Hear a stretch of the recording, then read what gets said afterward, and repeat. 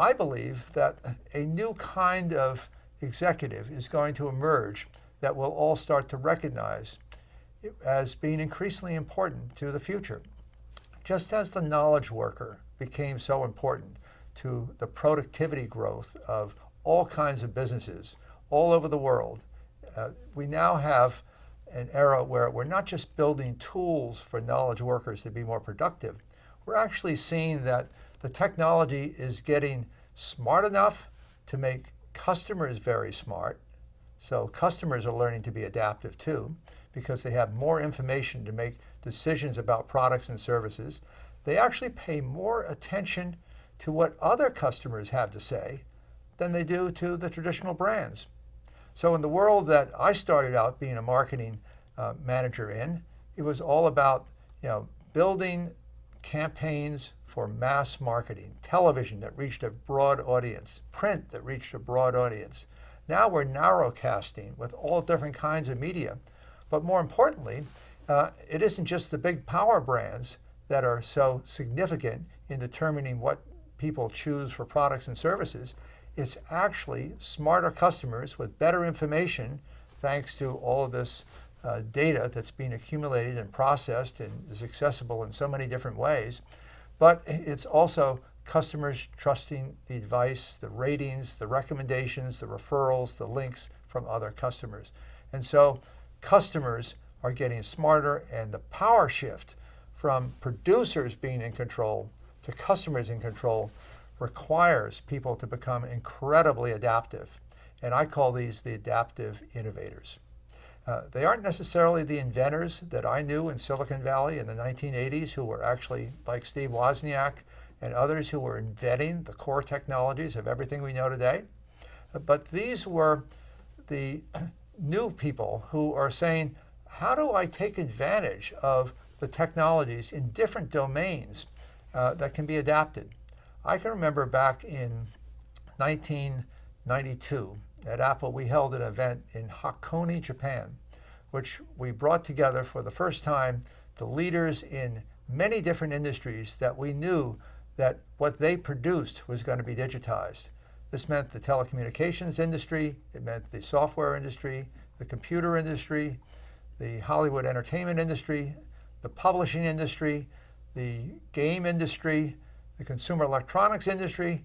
Many of these people had never even met before. They didn't even know each other's names. And we invited them to this resort town, in central Japan, and we held a conference for several days, and we showed them an analysis that one of our executives, Doug Solomon, had prepared that showed the convergence of these industries were coming together as everything was going to be digitized in the future. And it was one of those wake-up moments that people started to realize, wow, the world is going to be dramatically different. Well, here we are over 20 years later, and the world is digitized. The convergence has happened, but we're still in the early days of taking advantage of how do you adapt, not just to digitize everything, but how do we adapt to the commoditization of all the technologies that make it possible, from cloud computing all the way down to the mobile devices like smartphones and tablets that make it so accessible to everybody. And it means in industry after industry, there's going to be this power shift to smarter customers. It's going to mean that we're going to go in and say, how do we build the adaptive corporations to take advantage of new and better ways to do things that can disrupt an industry? How do we come up with a more affordable middle class that is adapting these new ways of doing things that can change industry after industry?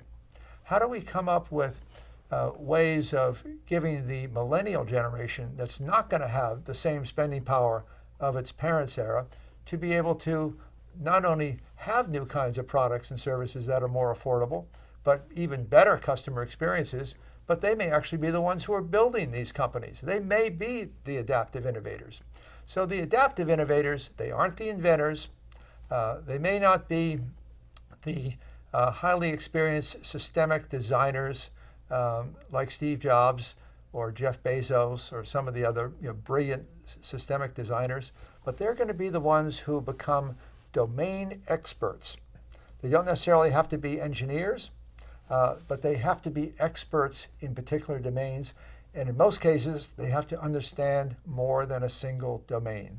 They may have to know the domain that the industry has already built its knowledge base around, but they have to know the domains of some of these other industries that are converging, that may be colliding on the edge, that point where I said disruption happens early. So the role of adaptive innovators is a very central skill set that has to be in every entrepreneurial company. And by the way, it better find its way into these large traditional companies if they plan to become adaptive corporations, because the world of rapid adaptation is going to be the way the future is going to reveal itself, and the way that billion-dollar businesses are going to be built. And the reason why I'm so optimistic that there's a huge opportunity for transformational businesses that have better ways of doing things and that will adapt to this incredible world that we're looking at on a global scale.